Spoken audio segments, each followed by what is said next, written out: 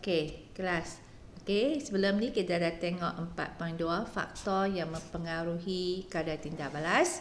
Okey, iaitu kita ada 5 faktor, ada suhu, ada mangkin, ada tekanan, ada kepekatan dan kita ada saiz. Okey, bahan tindak balas. Ada 5 faktor. Kamu kalau dah lupa boleh tengok balik.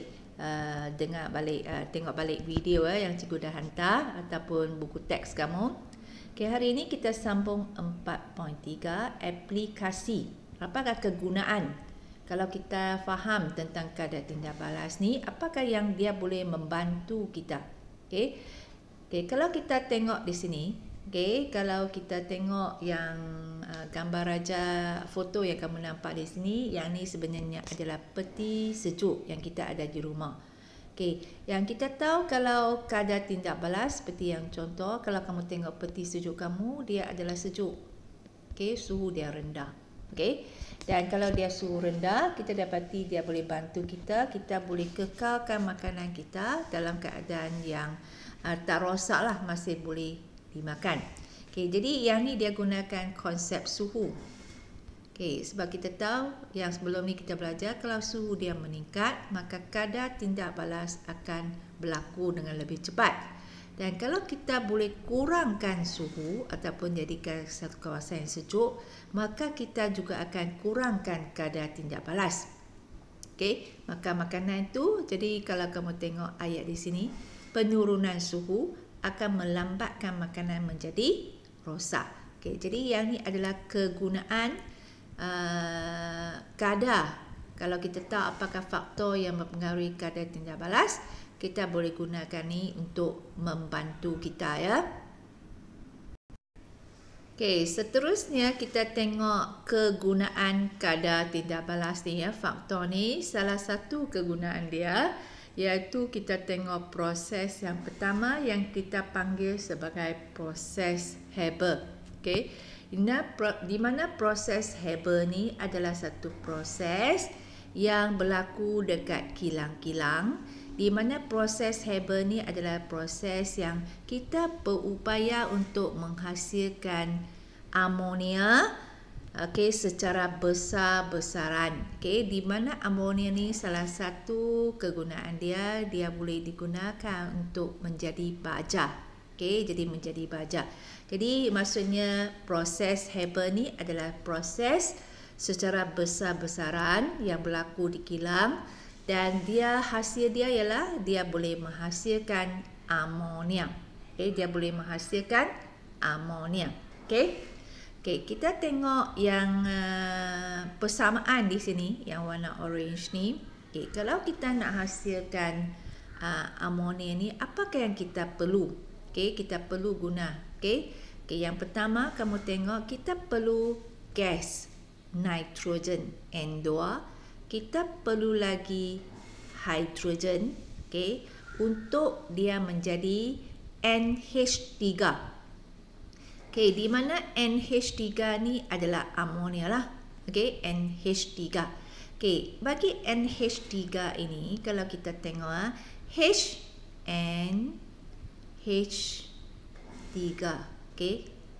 Sorry. Nanti cikgu padam dulu yang ni. Kalau kita tengok NH3,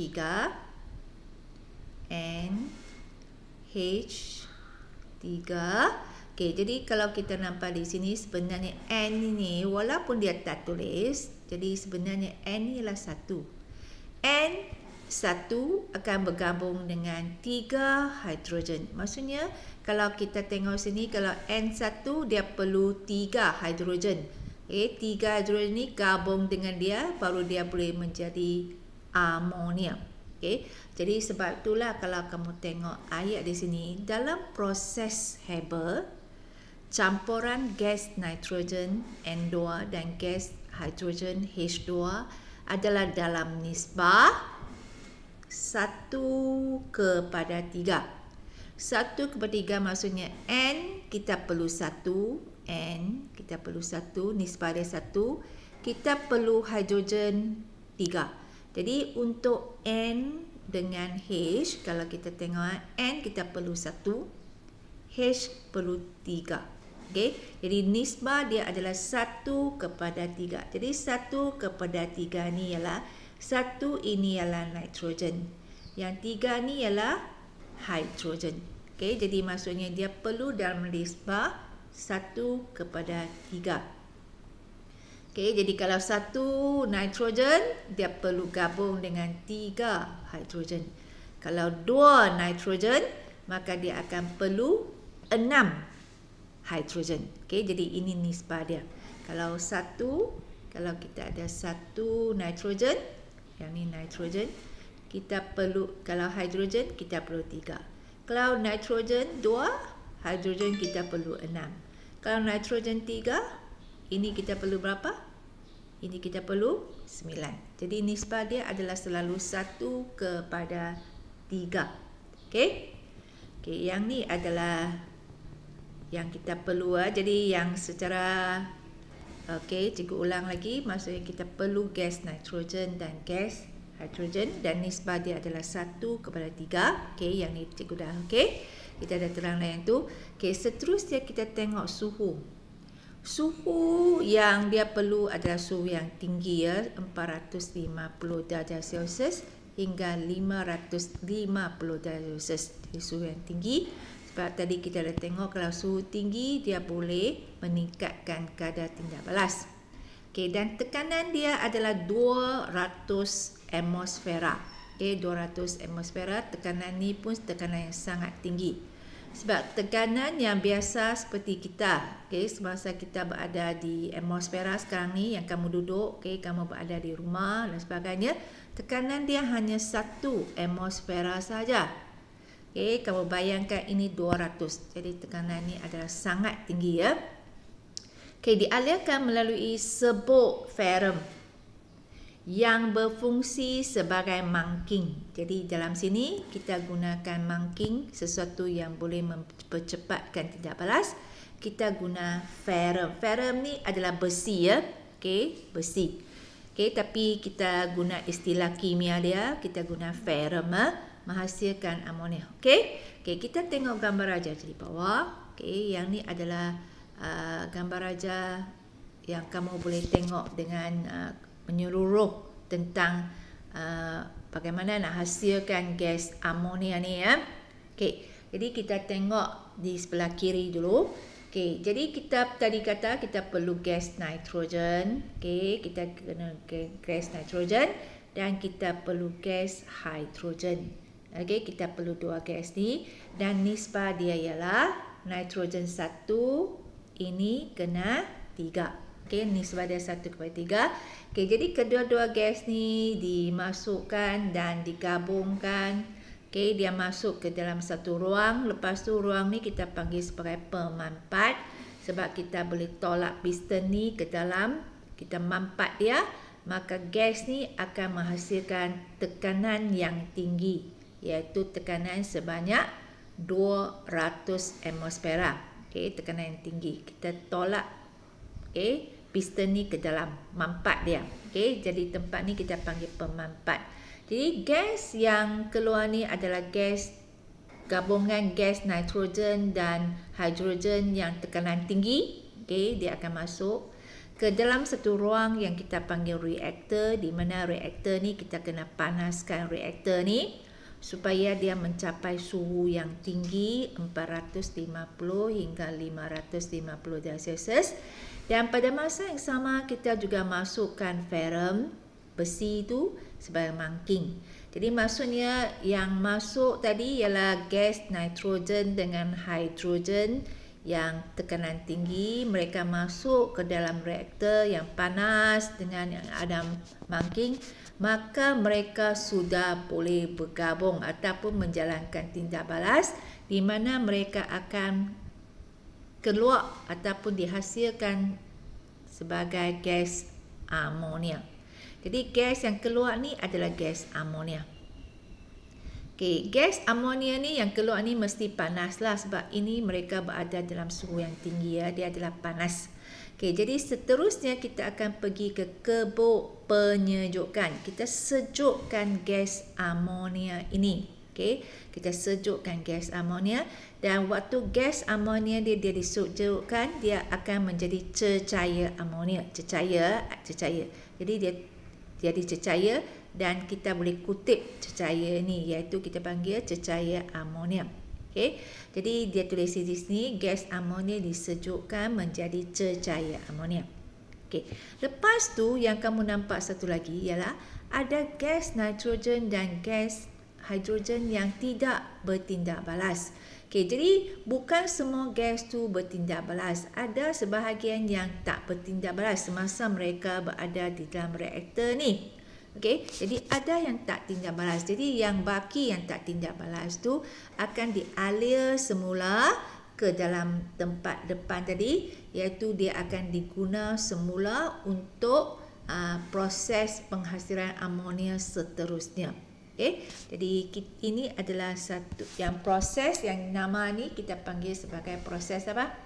Kita panggil sebagai proses Haber, di mana kita boleh menghasilkan cecair amonia ataupun amonia lah, NH3. Okey. Okey, selepas proses Haber tadi yang kita bincang adalah satu proses yang kita boleh hasilkan amonia dengan menggunakan nitrogen dan hidrogen.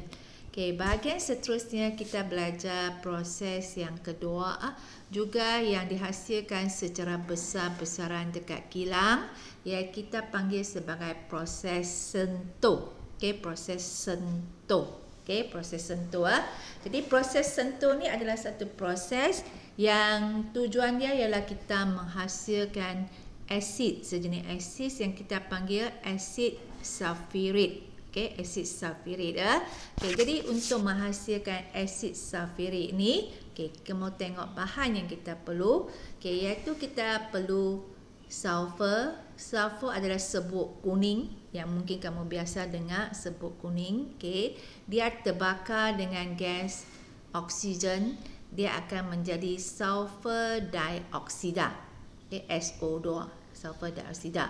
Okey, seterusnya SO2 ni akan dipanaskan sekali lagi dengan gas oksigen dalam suhu yang tinggi 450 darjah Celsius bersama dengan mangking. Mangking yang guna di sini ialah vanadium oksida.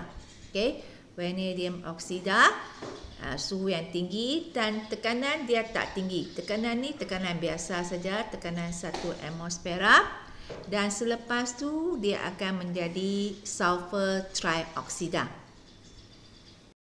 Okey, seterusnya yang sulfur trioksida tadi, okey, yang dah gabung. Jadi maksudnya kita mula dengan sulfur campur oksigen, kita dapat sulfur dioksida. Okay, lepas tu yang sulfur dioksida ni dia campur lagi, bertindak balas dengan oksigen dalam suhu yang tinggi bersama dengan vanadium iaitu mangking, dia akan menghasilkan sulfur trioksida. Okay, sulfur trioksida. Jadi seterusnya sulfur trioksida ni campur lagi dengan asid sulfurik. Okay, dia dicampur dengan asid sulfurik pekat. Okey, dan dia akan menghasilkan yang kita panggil oleum. Okey, selepas dia campur dengan asid sulfurik pekat, dia akan menjadi oleum. Dan oleum ni seterusnya akan dicairkan campur dengan air dan kita akan mendapat asid sulfurik pekat. Jadi yang ni H2SO4 ni adalah asid sulfurik pekat. Okey, jadi kalau kita tengok gambar raja di bawah, okey, kalau kamu tengok gambar raja di bawah, yang ni adalah gambar raja tindak balas ataupun proses sentuh dari. Okey, iaitu kita tengok sebelah kiri dulu di mana sulfur, okey, dia campur dengan udara kering yang ada oksigen. Maka selepas dia melalui udara yang panas ataupun yang kering, dia boleh menghasilkan sulfur dioksida dulu. Lepas tu sulfur dioksida ni dimasukkan ke dalam reaktor. Okey, di mana reaktor ni akan menghasilkan suhu yang tinggi 450 darjah Celsius Dan dalam reaktor ni kita juga masukkan vanadium oksida yang menjadi sebagai mangking. Jadi sulfur dioksida ni akan bertindak balas dengan oksigen untuk menghasilkan yang keluar ni ialah sulfur trioksida. Okay, lepas tu sulfur dioksida ni dimasukkan ke dalam satu ruangan di mana kita campurkan asid sulfurik pekat, dan selepas kita campur asid sulfurik pekat dia akan menjadikan oleum. Okay, dia hasil menjadi oleum, dan seterusnya kita campur dengan air dan kita akhirnya boleh menghasil asid sulfurik pekat. Okay, jadi asid sulfurik pekat ni adalah satu proses yang kita panggil proses sentuh tadilah, okay, yang boleh menghasilkan asid sulfurik pekat. Dan selepas tu kita tengok rumusan di bawah. Okay, kita dah belajar dua proses hari ini. Satu proses Haber untuk menghasilkan amonia, okay, yang kita guna nitrogen, gas nitrogen campur dengan 3 hidrogen tadi, okay, untuk menghasilkan amonia. Okay, dan dia perlu suhu 400 hingga 550, tekanan yang tinggi 200, dan kita guna ferrum besi sebagai mangking.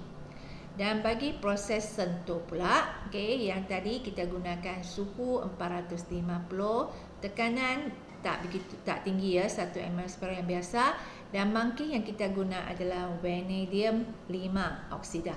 Okay, jadi ini adalah dua proses yang berlaku dekat kilang, dan kita boleh tengok faktor-faktor ni boleh mempengaruhi kadar tindak balas.